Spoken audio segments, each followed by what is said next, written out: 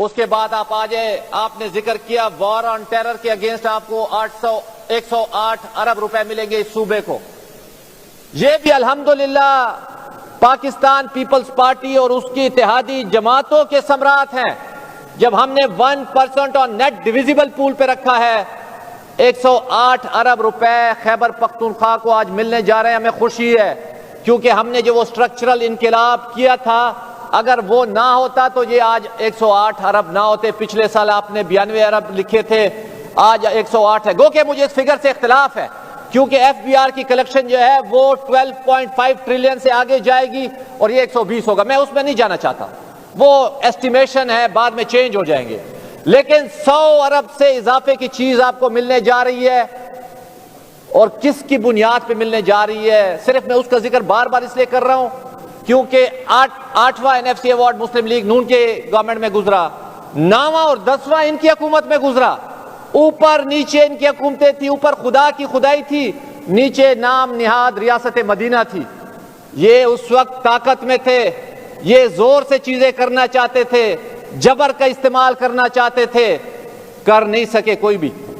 8واں اور 9واں NFC جو commission بنا PTI کی گورنمنٹ میں، وہ کنکلوڈ نہیں ہو سکا.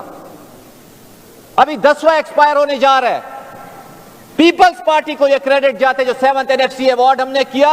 ہم نے صوبائی خود مختاری کو ایڈریس کیا، ہم نے فائنینشیل اٹانومی دی.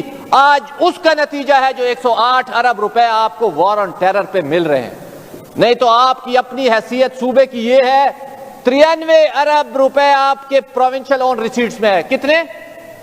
93 ارب روپے پروونشل کے. یہ صوبے کا اپنا جو کٹی ہے وہ 93 ارب ہے، اور اس میں بھی 39 ارب جو ہے وہ general sales tax on services پہ ہے. وہ بھی 7th NFC ایوارڈ اور 18th امینڈمنٹ کی وجہ سے ہے. اگر وہ آپ نکال لیں، وہ 39 ارب بھی آپ سے گیا. 7th NFC کو ہٹا لے، 108 ارب بھی آپ سے گیا. 7th NFC کو آپ نکال لے تو آپ سے 903 ارب فیڈرل ٹیکس ٹرانسفر بھی گیا. وہ انقلابی قدم تھا 7th NFC ایوارڈ، جس سے لوگوں کی آج توقعات ہے ریاست مدینہ سے بھی، ہم سے بھی اور سب سے. لیکن یہ لوگ طاقت کے استعمال سے چیزیں کرنا چاہتے ہیں. ہمیں اختلاف صرف یہ ہے جو منزل تک پہنچنے کے لیے حکمت سے کام لینا پڑے گا، دانش سے کام لینا پڑے گا، بات چیت سے بات بنے گی، دلیل اور دلائل سے ہوں گے. جبر تو انہوں نے گزار لیا.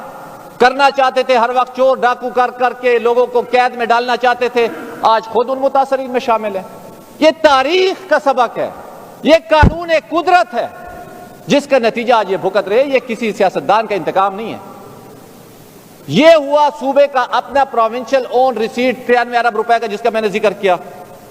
جناب اسپیکر، اس صوبے میں سب سے امپورٹنٹ اگر مجھ سے کوئی ون لائنر پوچھے جو اس کا مسئلہ کیا ہے تو وہ نیٹ ہائیڈل پروفٹ ہے.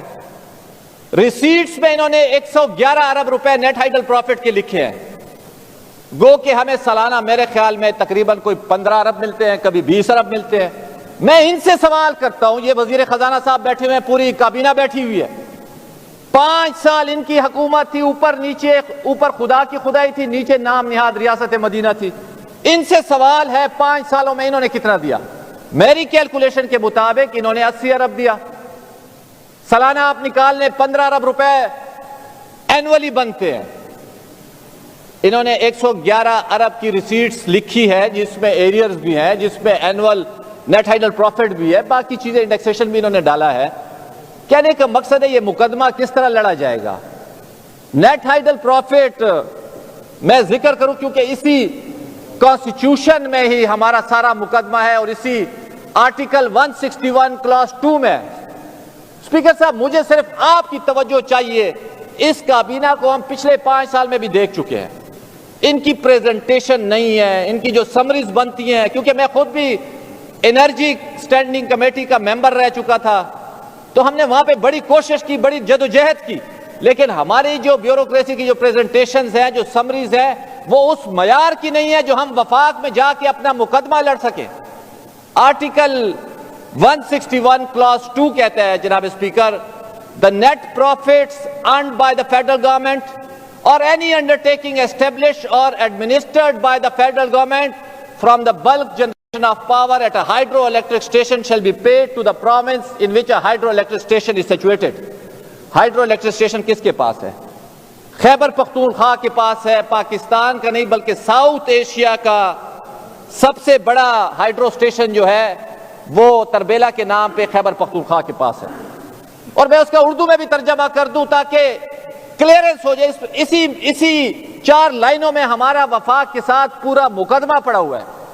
وفاقی حکومت یا کوئی بھی ایسا ادارہ جو وفاقی حکومت کے زیر انتظام ہو یا اس کا قائم کردہ ہو، برقابی بجلی گھر سے بجلی کی تھوک مقدار میں جو اصل منافع کمایا جائے گا وہ اس صوبے کو دیا جائے گا جہاں پہ وہ برقابی بجلی گھر ہوگا۔ برقابی بجلی گھر الحمدللہ خیبر پختونخوا کے پاس ہے۔ Net hydel profit according to constitution ہمارا حق بنتا ہے، ہم اس پہ لڑیں گے، اسٹینڈنگ کمیٹی آپ بنانے جا رہے ہیں، ہم اس پہ پروپوزلز دیں گے، لیکن میری گزارش یہی ہے ان کی جو سمریز ہے مجھے اعتراض ہے وہ اس معیار کی نہیں ہے جو وفاق میں مقدمہ جا کے ہم اس پہ لڑ سکیں، مجھے اس کے ڈیٹا کے اوپر اعتراض ہے۔ لیکن ہم آتے ہیں جو لوگ وفاق میں مقدمہ لڑیں گے ان کی اپنی کارکردگی کیا ہے۔ وہ صوبہ جو 50,000 میگا واٹ کی جنریشن کی کیپیسٹی رکھتا ہے، 10 سال ان کی حکومت تھی، میں پوچھتا ہوں آج پیڈو جو ہے جو بجلی پیدا کرتے ہیں وہ کہاں پہ کھڑا ہے؟ جناب اسپیکر آپ کے گوش گزار کرنا چاہتا ہوں، آج ہمارا صوبہ پیڈو کی بدولت 161 میگا واٹ بنانے کے قابل ہے، 161 میگا واٹ، جس کی اگر یونٹ میں آپ کیپیسٹی نکالے تو 1 ارب یونٹ سالانہ یہ صوبہ پیدا کرتا ہے ٹوٹل۔ اور اس 161 میگا واٹ میں آپ کو بتاتا چلوں، یہ لوگ حیران ہوں گے، یہ نام نہاد ریاست مدینہ جو کہتی تھی ہم 300 ڈیم بنائیں گے، ان کی ٹوٹل حیثیت میں آپ کو بتا دوں 10 سالوں میں 50 میگا واٹ سے اوپر یہ نہیں بنا سکے۔ 161 میگا واٹ پہ آج صوبہ کھڑا ہے۔ مالاکنڈ 3 2008 میں بنا، پیہور 18 میگا واٹ 2010 میں بنا، درال خوڑ 36.6 میگا واٹ، تھوڑا کریڈٹ ان کو دے دیتے ہیں۔ اس کے بعد رنولیا آیا 17 میگا واٹ، وہ بھی ان کے حصے میں ڈال دیتے ہیں۔ ٹوٹل 50 میگا واٹ ان کے حصے میں آتا ہے، باقی 100 میگا واٹ ان سے پہلے بن چکے ہیں۔ سب سے بڑا جو ہمارا پروجیکٹ ہے صوبے کا وہ مالاکنڈ 3 ہے، کم از کم 40-50 کروڑ یونٹ بناتا ہے بجلی کی۔ اگر یہ وفاق سے بجلی مانگنے جاتے ہیں تو ان کی اپنی کیپیسٹی کیا ہے؟ ان کے اندر پولیٹیکل ول نہیں ہے، ان کی صلاحیت نہیں ہے، ان میں قابلیت نہیں ہے، ان میں اہلیت نہیں ہے، ان میں حکمت نہیں ہے، اس لیے یہ بجلی پیدا نہیں کر سکتی۔ انرجی منسٹر کدھر ہے؟ اگر مجھ سے کوئی پوچھے اس صوبے کا سب سے بڑا مسئلہ کیا ہے تو 1 liner energy, energy and energy. دنیا میں لڑائیاں انرجی پہ ہیں، ہمارے پاس اللہ تعالیٰ کا دیا ہوا پوٹینشل ہے لیکن مسئلہ نالائق حکمران ہے۔ ٹوٹل 1 ارب یونٹ ہم بنا رہے ہیں، ہمارے پاس کیپیسٹی ہے، انرجی منسٹر ہی نے اتنی بڑی فوج ظفر موج ہے۔ جناب اسپیکر خدا رہے ایک ٹیم ڈیولپ کرے، میری یہ تجویز ہے ان کو، شاید ان کو اختلاف ہو، بیٹھ جائیں گے اسٹینڈنگ کمیٹی میں، پوٹینشل موجود ہے لیکن ان کی ول نہیں ہے، ان کی وش نہیں ہے جو ہم انرجی ڈیولپ کر سکے۔ یہ نیٹ ہائیڈل پروفٹ کا مقدمہ ہوا جناب اسپیکر، جو کہ مستقبل میں بھی ہم اس پہ بات کریں گے، اپنی کیپیسٹی بڑھانے پہ بھی بات کریں گے۔ اس کے ساتھ ساتھ پروونشل آن ریسیٹس پہ بھی بات ہوئی۔ اب آ جاتے ایک امپورٹنٹ چیز، جس طرح تاج صاحب نے کہا 416 ارب کا انہوں نے ڈیولپمنٹ ریسیٹس رکھا، اور اس میں بڑی ایک عجیب سی بات ہے، اس میں انہوں نے رکھا ہے فیڈرل گرانٹ سے NFC کے انہوں نے 40 ارب روپے باقی صوبوں سے مانگے ہیں، 24 ارب انہوں نے پنجاب سے ریسیٹ شو کی ہے، 11 ارب انہوں نے شو کی ہے سندھ سے، 4.5 ارب کوئی بلوچستان جیسے غریب صوبے سے بھی شو کی ہوئی ہے۔ ہم ان سے پوچھتے ہیں جب آپ کی حکومت تھی تو اس میں سے کون سے صوبے نے آپ کو دیا؟ میری اپنی ذاتی مطالعے کے مطابق کہیں پہ بھی ڈاکومنٹس میں نہیں ہے، نہ کانسٹیٹیوشن میں ہے، نہ کسی مرجر کے ڈاکومنٹس میں ہے جو آپ کو صوبہ پیسے دے گا۔ یہ فیڈرل کا مینڈیٹ ہے، آپ صوبوں سے کس طرح مانگ رہے ہیں یہ پیسے؟ یہ صوبے کبھی بھی آپ کو پیسے نہیں دیں گے جب کانسٹیٹیوشنلی کہیں پہ نہیں لکھا، سرتاج عزیز رپورٹ میں نہیں لکھا، 25 جو امینڈمنٹ ہوئی تھی اس کے آبجیکٹ اینڈ ریزن میں نہیں لکھا، تو آپ کس بنیاد پہ پیسے مانگ رہے ہیں اس پہ مجھے آپ جواب دیں۔ کبھی بھی آپ کو صوبہ یہ 40 ارب روپے نہیں دیں گے۔ تو کہنے کا مقصد یہ ہے جناب اسپیکر، اب یہ ہم آ جاتے ہیں ریسیٹس کی ایکسپینڈیچر کی طرف۔ یہ وہ بدقسمت صوبہ ہے جہاں پہ 630 ارب روپے تنخواہوں میں اور 166 ارب روپے پینشنز میں جا رہے ہیں جناب اسپیکر.